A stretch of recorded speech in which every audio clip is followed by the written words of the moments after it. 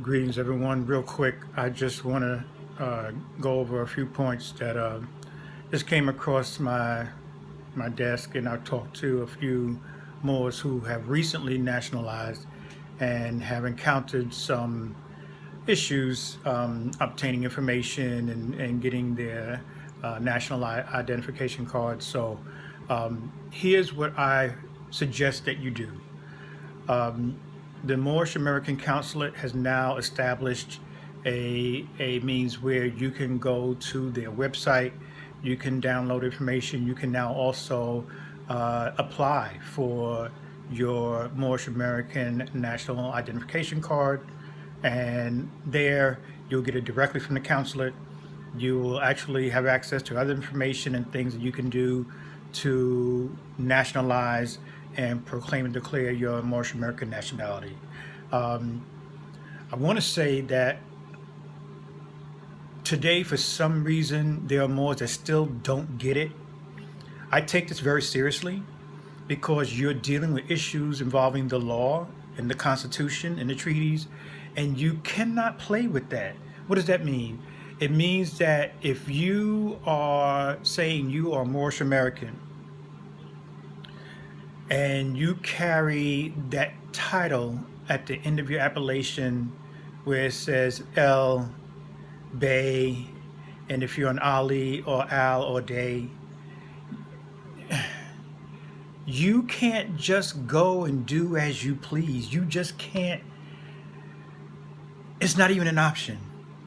It is so not even in your, it shouldn't be in your mindset where it's business as usual. You're going to go out there and act a fool. You're going to go out there and show out, and acting unbecoming of what Moors should be doing, and that is having respect and honor and treating each other with some level of decency. And when you are saying you are issuing identification cards to the public, to those Moorish Americans who are nationalizing, and this information is still very new to them, there's a lot that they don't know. So any person out there claiming to be Moorish American is out there soliciting and trying to get their fiat out of their pocket. You know this. So if you're going to do this, these newly nationalized Moors that reach out to you say, hey, when am I going to get my card? Take the time to write back and say, hey, we've had issues with getting ink or whatever the situation, we're still processing. Let them know what's going on. Don't just ignore it. Don't just act like you just kind of disappeared. You're still there. So if you don't let a person know what's going on, how can you be taken seriously? It's irrelevant to whether or not you've been doing this for years and you got the respect of the community, whatever. That is irrelevant when you got Moors out there waiting to see when they will receive the product that they have sent in for, that you are supposedly in the, I don't want to use the word business, but basically that's what it's become. Because it's all based around, you give me the fiat and I'll send you the product, which is the ID card, because it takes ink, it takes postage, it takes this, it takes that, the time, whatever, to go ahead and send this information out. I get that. But do things properly, do things the right way. You could be a mom and pop, doing it out of your home. It's irrelevant. Treat it as you would a corporate business. And what I mean by that is do things by the book. Talk to people. If they reach out to you or they have no way to reach you and they're calling and calling, they get no answer, whatever, that is unacceptable. As Moorish Americans, that's totally really unacceptable. You newly conscious Moors who are just studying and just getting access to this knowledge, understand that the nation is very diverse. The nation is so expansive, and you kind of got Moors all over the place, kind of doing different things. And one thing we should be solid on is the truth, and that truth is who we are as Moorish Americans. You should always have your Circle 7 Quran. You should have the treaty book from Tashriq Bey. I highly recommend it. You should have the Clock of Destinies 1 and 2. Okay? The Zodiac Constitution from Siembe.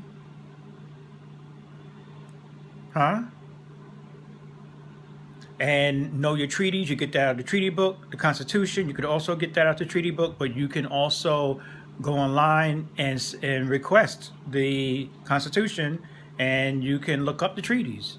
It's not difficult. And you start that process of studying, because when you study, when some Joe Blow from saying he's a Moor and trying to sell you something or a package, you're going to look at him like you're nuts and you're out of line and you're phony. And you treat them as the rest of the frauds out there. So understand or overstand or understand whatever it is you stand. Okay? Stand in the truth. And it's frustrating when you get information like this, because we've got so much on the table. So much is going on in the world. We don't have time for nonsense. We really don't. And when I hear these things, it's that mundane human side of me that kind of gets frustrated. But then the higher self steps in and says, you know what? You got to expect this from people. You got to expect this. Because you'll know when someone has reached that level of consciousness where they are clear and concise on the truth. Without a doubt, they know. And they're going to treat you with respect. They're not going to be doing things out of line. They're just not. They just won't be doing it. So you newly conscious Moors that are now proclaiming your nationalities, again, I recommend go to the MoorishamericanConsulate.org. There you'll get the information that you need to get your identification cards. And I'm going to say on RV Bay Publications, you can get the publications pretty rapid for some reason. The cards just seem to take forever. I don't know why. You can write to them, try to call. I don't know if you get an answer. I've not had any success doing that. Other Moors have not had any success reaching them to speak with someone or get an email back to say, hey, what's going on? But for some reason, you apply for the publications. Somehow they show up in the mail within a reasonable amount of time. With the proclamation papers, I know I've gone through the Great Seal through Sister Anna Eid. And for a while, that took a moment. But I understand that she had some issues with family and so forth. So it took a long time. But I ended up going to a seminar or a lecture with Grand Sheik in Sacramento, California. And he gave me a zip drive to download the documents that way. And I went ahead and did the nationalizing through him. And that was through the Great Eclipse that took place back in 2017, not 2018, 2017. So it's been, wow, time is flying. But either case, the Moors are slowly but surely getting this together, because understand, after Noble Drew Ali passing, and the temple kind of just, I don't know what went on with the temple. I wasn't even aware of any of this. And like I said, when you nationalize, it's all going to seem very new, but this is old information. It's been around a while. And it's not to be a dogmatic belief system. This is what's kind of shocking me, because most people, when they hear the word Islam, they say, oh, I am Muslim, and you're supposed to pray 5 times a day and do this, this, this, this. For Moorish Americans at the North Gate, it is all about the science. Strictly about the science. You can be Moorish American and not believe or follow any particular spiritual or religious doctrine. You are still Moorish American by birthright.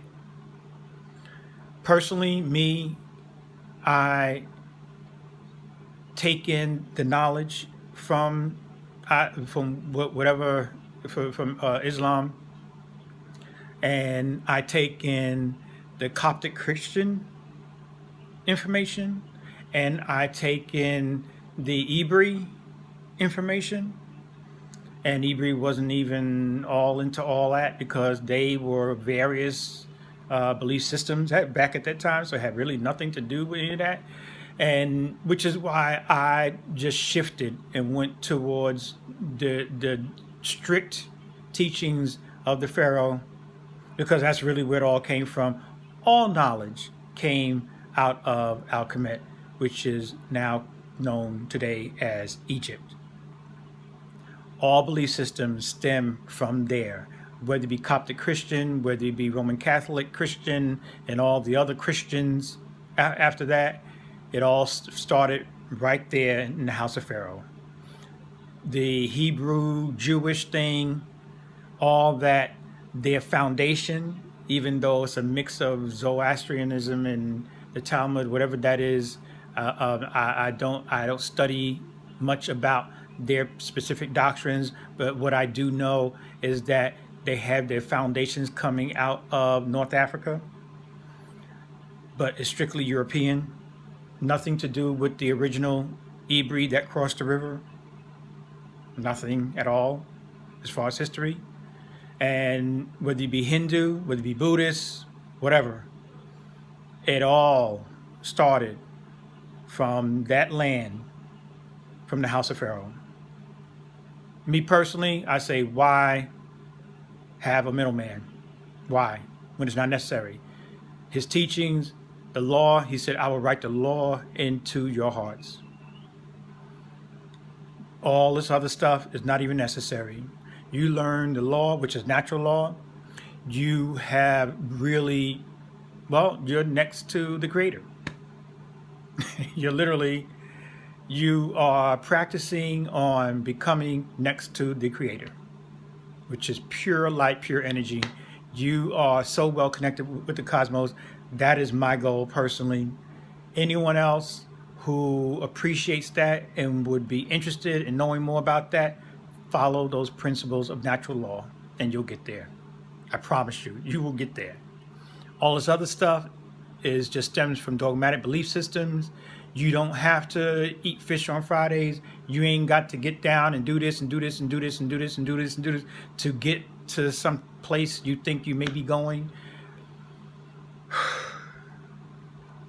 This is all what happened when the priests of Amun conspired to get rid and oust Pharaoh Akhenaten.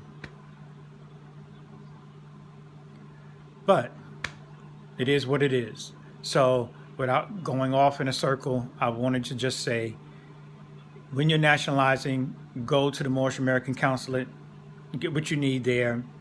You'll have you have more success in getting the process taken care of quickly, or more quicker than you would anyplace else.